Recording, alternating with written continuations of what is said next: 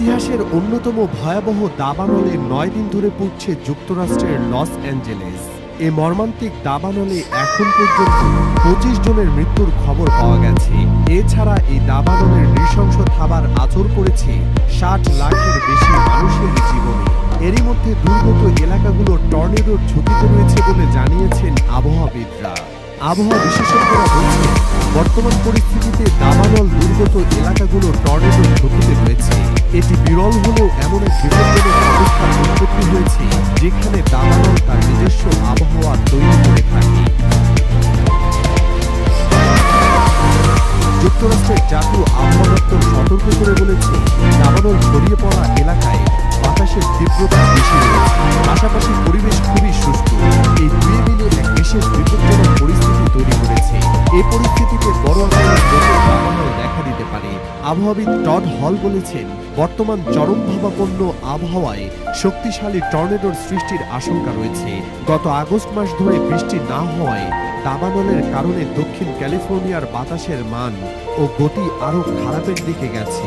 সর্বোচ্চ সতর্কতা red flag জারি করার পাশাপাশি এ অঞ্চলে আরও 1 সপ্তাহ তীব্র বাতাস বয়ে যেতে পারে বলে জানিয়েছে মার্কিন জাতীয় আবহাওয়া দপ্তর। ক্যালিফোর্নিয়া অঙ্গরাজ্যের লস অ্যাঞ্জেলেসে দাবানলের কারণে এরই মধ্যে লাখো মানুষ ঘরবাড়ি ছেড়ে নিরাপদ আশ্রয়ে সরে যেতে বাধ্য হয়েছেন। দাবানলে পড়েছে বিস্তীর্ণ এলাকা। এ দাবানল ছড়িয়ে পড়ার পেছনে বড় কারণ সান্তা অ্যানা নামের ঝোড়ো বাতাস। সম্প্রতি বাতাসের গতি কিছুটা কমায় আগুন নিয়ন্ত্রণে আনার আশার আলো দেখা দিয়েছে, কিন্তু বাতাসের গতি আবার বেড়েছে।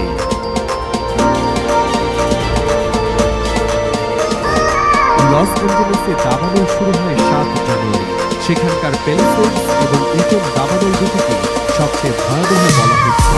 এই দুই দাবানলে অন্তত 145 বর্গ কিলোমিটার এলাকা পুড়ে ছাই হয়ে গেছে। ভৌগোলিক হিসেবে এই আয়তন নিউ ইয়র্কের ম্যানহাটন এলাকার আয়তন। দাবানলের বিপর্যয় অন্তত 12,000 অবকাঠামো ধ্বংস হয়ে গেছে। স্থানীয় পুলিশ বিভাগের হিসাব অনুযায়ী আরও 57,000 অবকাঠামো ঝুঁকির মুখে রয়েছে। একটি বিশ্লেষণে বলা হয়েছে, এই দাবানলগুলো বর্তমান বিশ্বে জলবায়ু পরিবর্তনের প্রভাবে আরো বড় এবং গরম হয়ে উঠেছে, যেখানে গ্রিনহাউস গ্যাস দূষণ একটি বড় ভূমিকা রেখেছে।